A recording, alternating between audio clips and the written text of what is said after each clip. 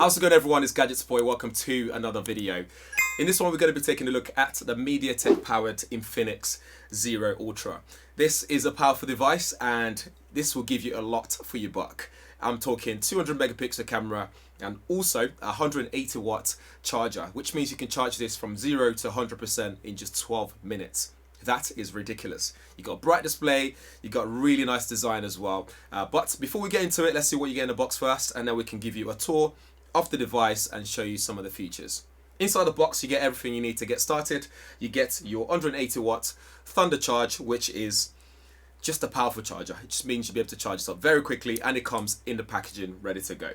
You also get an adapter in there, which is a 3.5mm headphone adapter to USB-C. So if you have your own headphone that you want to plug in, you can also do that. You also get your SIM ejector tool, which means you can easily just get into that SIM tray, and it's got dual SIM 5G support.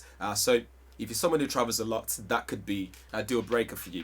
You've also got your USB-C cable in there, obviously for transferring data and also just charging the device. And you get a silicone case, which is nice and flexible. It just keeps your device nice and pristine, and also means keeps it safe when you're going to use it out and about. You also get, which is something you don't really get in the boxes anymore these days, a pair of headphones. It's a USB-C one, so you would be able to plug this in directly to your smartphone, but you do get an adapter if you decide you want to use your own 3.5mm headphone ports. One thing that's also interesting in the box is you don't get a lot of booklets like user manual and setup guide and all that stuff, but you do get this 1x golden thing that you can join the club that's powered by Infinix and win all kind of different things, and also just join the community. But that aside though, you do get a limited edition animated NFT. So if that's your thing, you can scan this QR code, which is actually on the screen right now. You can just scan this QR code and you can enter to win one of these NFT that's limited edition, and that's particular to when you buy one of these devices. So if you do end up picking up one of these, do not share this with the public. Just scan this and you could be in for a winner of a pair NFT, animated NFT art, so you can keep that. Could be worth something someday, who knows. Looking at the device itself, is really nice. It's got this patterned back area, which I kind of like. You can run your finger on it and you can sort of feel that pattern look, and it's just a really nice design. It feels very premium. You have this curved edges on the front display and slightly curved on the back as well, so not fully curved, but it's kind of curved. On the right side, you get your volume rocker and your power button there, and up top you got your microphone, you got speaker, and it's got that powered by Infinix written right on top of there as well. On the left side of the device, there's nothing there, just sits nice and flush. And on the bottom, you have your USB-C ports, microphone, speaker grill, and that SIM tray, dual SIM tray. So insert your SIM card. On the back, we look at that camera setup. We have a triple camera setup, so that 200 megapixel, the 13 megapixel ultra wide, and you also get a 2 megapixel lens on there as well with your flash. Where the camera actually sits as this nice acrylic sort of finish looking on it. It's transparent. It does wobble a lot when you do place it on the surface. And on the front, we have a 32 megapixel front facing camera. So you get really good detail when you need to shoot selfies, you need to get group shots and all that kind of stuff. Elsewhere, in terms of storage, you're looking at 256 gigabytes of internal storage on this thing, and you get 13 gigabytes of RAM, but that is 8 gigabytes of RAM plus the boost, so you'll be able to boost this up to that 13 gigabytes of RAM. So especially when you're gaming, you want to multitask, this would be a really good feature to have, to boost that RAM so you can multitask and run things very smoothly, and including bringing apps back from the background.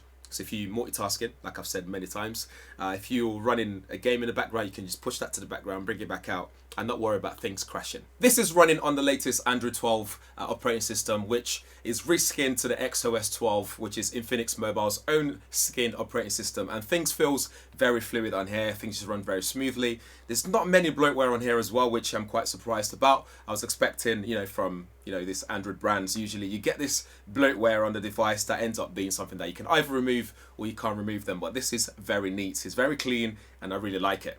This is running on the latest MediaTek Dimensity 920, which is a 6nm processor, which means Wi-Fi 6, you get 5G dual SIM, and solid performance in terms of the actual processing and the battery performance as well. Speaking of battery, you're looking at 4,500 milliamp hour battery, and of course you get a fast charge with that charger that's included in the box, which is 180 watt fast charge, which I'm charging this right now and it's super quick, and that's very important, and I'm sure people who buy this would really appreciate that. Let's run through some of the software settings and see what this actually looks like underneath here. So if we go into settings, we're looking at things like my phone. You can click that, it tells you all about the device itself. So you're looking at the device name, Android 12, Dimensity 920, 32 megapixel front facing camera, 200 megapixel triple camera setup with OIS. You got 8 gigabytes of RAM plus 3 gigabytes to boost, and 256 gigabytes of internal storage. I've gone through this already, but these are the kind of information that you can actually get by just clicking that My Phone in the settings. We go down furthermore.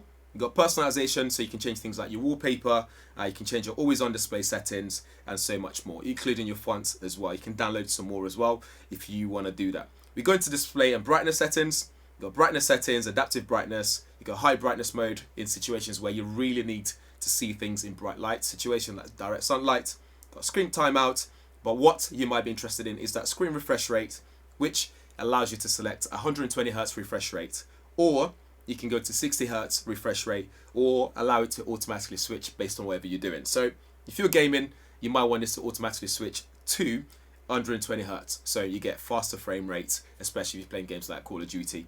And I think this has around 360 Hz touch resampling rate, so again, things feels very responsive, whether you're browsing the web or watching movies, or you're just gaming on the go.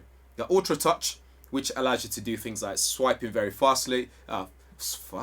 swiping very fast, and also you got motion speed, which means you can adjust all that kind of stuff with motion moving around on the display. So those extra settings just help things look a lot better, helps performance, and so on. We look into sound settings. You have things like DTS sound, so you can go into that area and you can change the sound settings so smart, so it automatically select things, so you can do music, gaming, or video mode. And you got equalizer as well, so if you know what you're doing, you can play with all those things there. And then we go to security. This allows you to do face unlock, fingerprint unlock, and you can also use your PIN code if you prefer to do that and lock things away as well in advanced options. And that's pretty much what the settings here have. We've got AI settings, so you can do things like smart scenes. Agree to that. Smart scenes, you got things like your app booster, so if you want things to be boosted in terms of apps on here, you can do that as well. You've got power marathon to allow you to boost power, so when you're running out of battery, you can do ultra power saving mode. You've got special function, so you got social turbo, multi-window settings, memory fusion, which is your smart RAM space, so you can increase from 8. You can add extra 3 on there, so you get that 13 gigabytes of RAM space. You got clone space as well. So just play around with those areas and the settings, and you'll be able to see everything that this can do. Next thing is, wish you go into camera and see what options you have in the camera settings. And you have AI camera, which means everything is selected for you in terms of settings, so you can get the best out of your photography. You got film, so you can shoot film mode, which is pretty cool. I like that. I've used that before on a previous Infinix mobile, and I quite like it. You got that ultra wide angle mode there, 0.6 times. Got 1 times zoom. You got 2 times zoom optical, and you can go further in digital up to 10 times digital zoom when you're shooting in video mode. If we go back down here, we've got this option to do bokeh effect. Let me just zoom back in. So with that, you can do in video mode, you'll be able to have blurry backgrounds, almost like a cinematic mode if you want to do that. And then you got that video beauty mode on, which I never have on. Always switch that off. I don't want my face getting beautified or anything like that. And if we look in the top corner, we've got your frame rate there, so you can shoot 4K up to 4K at 30 frames per second, or you can dial it down to whichever you prefer to do. When we go into AI cam, we got that 200 megapixel mode, which is right there at the top, so things get cropped in a little bit when you select it, or it goes wider when you unselect it. So 200 megapixel, you can get a really sharp imagery there. You can get more detail in there, so you can crop in after the fact, and that works also in 2 times zoom. And if we go to ultra wide, you won't be able to do that, so do bear that in mind. But you do get that 200 megapixel mode, which is becoming very common these days. This is not the first smartphone that I've used that features 200 megapixel. I think TCL has one, I think, and also the other day we went to view one in Munich that also has 200 megapixel. But do with that information what you will. And you got beauty mode, you got portrait mode, super night mode, and if you scroll up, swipe up rather, you got more options there. So you got Pro mode on there, you got dual video, it'd be like your B-reel shots.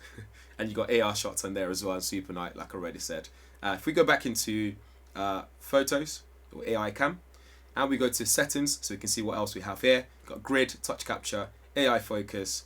Let's go all the way down. You can rearrange the modes and so on and so forth. And also, if we go to video, see what settings we have in video mode. You can change video quality in here, customize volume buttons to do with what you want it to do. So like if you want shutter, you can do that for your volume there. You can mute recorder as well, which is interesting. But options are there, right there for you. But overall, I quite like the design. It feels really smart, and the camera area looks very boxy, but that's just a preference thing. It does have screen protector pre-installed as well, and your front-facing camera, before I forget, we could see ourselves there. Hello. You can see the top-down camera up there, and on the front-facing camera, you can shoot at 1080p up to 60 frames per second, so you can slow down after the fact, which is cool as well. And in AI cam, front facing, you can change things like your aspect ratio and so on. You can put HDR on auto. And if we look into settings for front facing camera, we've got timer, location, horizontal leveling and stuff like that. So, and AI portrait and answer, so things get sharpened, and you avoid blurry pictures by selecting that option. So if you come out entirely, like I said, this feels very smooth, and I think it's something that I would actually recommend just by playing with it. I think it's actually a really good phone, and things that might affect your purchasing decision might be things like security.